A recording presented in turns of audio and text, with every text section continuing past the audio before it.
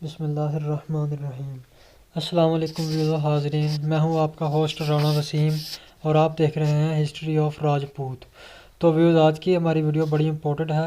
آج کی ہماری ویڈیو کا عنوان ہے بنس کی ابتدا، یعنی راجپوتوں کے یہ جو بنس ہیں وہ کہاں سے شروع ہوئے اور ان کا جد امجد مورث اعلیٰ کون ہے۔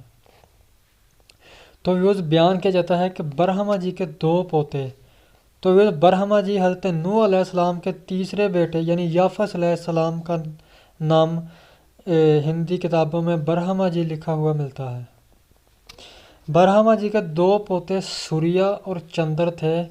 اس سوریا کی اولاد سورج بنسی ہے، جن میں مہاراجا رام چندر مورث اعلیٰ ہے، رام چندر، اور دوسرے پوتے چندر کی اولاد چندر بنسی ہے، جن میں سری کرشن جی کا اسم گرامی امتیازی درجہ رکھتا ہے۔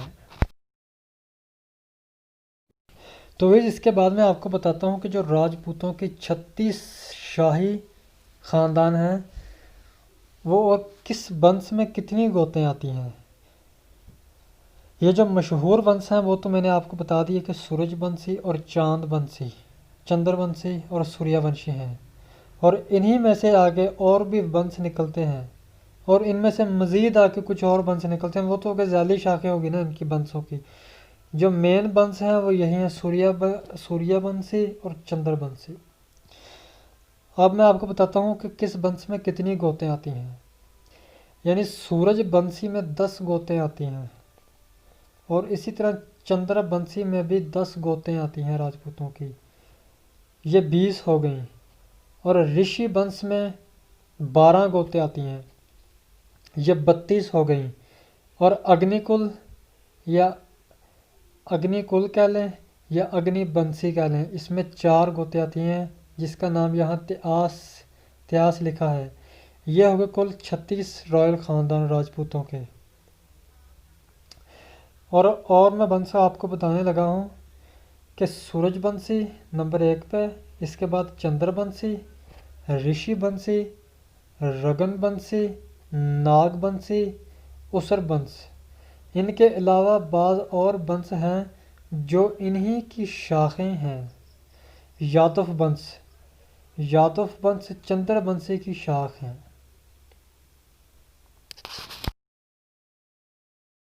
تو اس کے بعد میں آپ کو بتاؤں گا کہ گوت کی وجہ تسمیہ، یعنی گوت لفظ کہاں سے راجپوتوں میں شروع ہوا اور اس کی ضرورت کیسے پیش آئی اور کن موقعوں پر یہ شروع ہوا۔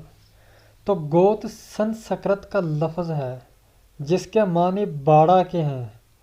زمانہ قدیم میں عام دستور تھا کہ 10-20 لوگ اپنے بیوی بچوں سمیت اکثر ایک خاندان کے رہنے کے لیے درخت کے بڑے بڑی ٹہنیوں اور لکڑیوں سے ایک باڑہ بنا لیتے، اور اس باڑے کے لوگ اپنوں میں سے ایک شخص کو اپنا امیر بنا لیتے، جس کے نام پر وہ باڑہ مشہور ہو جاتا۔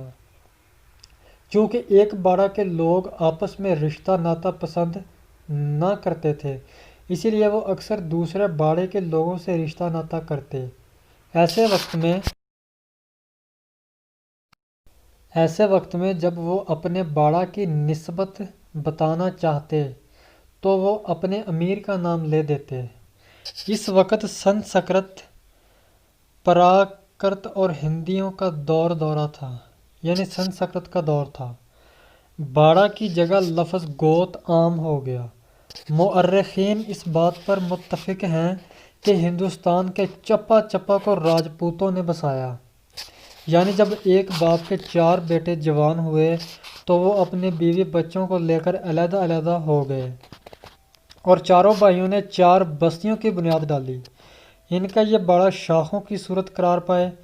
چنانچہ ٹاڈ ایک مورخ ہے، انگلش مورخ، کہتا ہے کہ گوت شاخ کو کہتے ہیں۔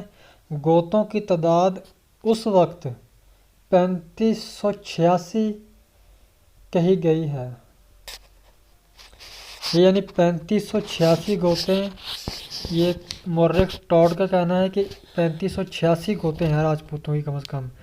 لیکن ایک اور میں نے جگہ پڑا ہے کہ کم از کم 6000 گوتے ہیں راجپوتوں کی، جن میں سے میں نے ابھی صرف 400 اپلوڈ کی ہیں۔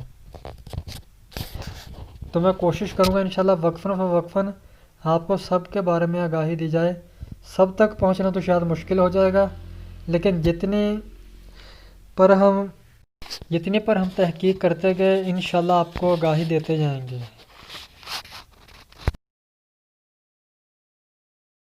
تو اس کے بعد آپ کو انفارمیشن دیتے ہیں راجپوت حکومتوں کے بارے میں۔ 10ویں صدی عیسوی تک راجپوت سارے ہندوستان میں نہ صرف پھیل چکے تھے بلکہ قابض ہو چکے تھے۔ قنوج میں پرہار خاندان کی حکومت تھی، اجمیر میں چوہان خاندان کی حکومت قائم ہو چکی تھی، اور دہلی میں تنور خاندان کی، اور بنگال اور بہار میں پال خاندان کی حکومت قائم ہو چکی تھی۔ بندیل کھنڈا میں چندیل راجپوتوں کی حکومت قائم ہو چکی تھی۔ مالوا میں پنوار راجپوتوں کی حکومت قائم ہو چکی تھی۔ کشمیر میں کارکوٹ حکومت قائم ہو چکی تھی۔ اور دکن ایک بہت بڑا علاقہ تھا، دکن جنوبی ہند۔ دکن میں اندھیرا خاندان کی حکومت تھی، کچھ علاقوں پہ پہلوا خاندان کی حکومت تھی، کچھ علاقوں پر چالوکیہ خاندان کی اور یادو خاندان کی، اور کچھ علاقوں پر راشٹر کوٹ خاندان کی حکومت قائم تھی۔ اور مالابار کے علاقے میں چیرا یا کیرالا وغیرہ حکمران تھے۔ جو ویوز یہ مالابار کا علاقہ ہمارا علاقہ ہے پچھلا، یعنی ہم کیرالا راجپوت ہیں، تو یہ ہمارے علاقے کی یہاں بات ہو رہی ہے، یعنی ہمارا مالابار کا علاقہ ہے پچھلا اور ہم کیرالا راجپوت ہیں۔ تو اس کے بعد آتا ہے لفظ راجپوت کا آغاز۔ تو اس بارے میں کئی مورخین کی علیحدہ علیحدہ رائے ہے۔ یہ جو یہاں مورخ ہے اس کی رائے کے مطابق میں آپ کو بتانے لگا ہوں کہ اس زمانہ تک راجپوت لفظ مستعمل نہ تھا، بلکہ راجپوت کی جگہ منو جی کا تجوید کردہ لفظ کشتریہ استعمال ہوتا تھا۔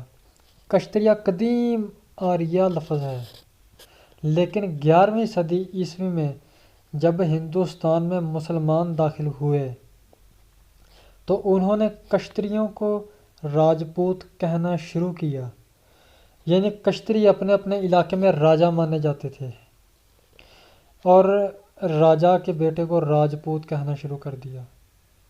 اور یہ جو لفظ ہے نا رائے بھی بہت قدیم ترین لقب ہے۔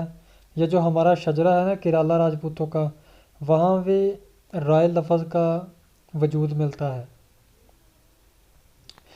اور اس وقت سے راجپوت کہلوانے لگے۔ تو آج کی ہماری ویڈیو آپ کو کیسی لگی ہمیں کمنٹ کیجیے گا، اور اگلی ویڈیو تک اجازت دیں۔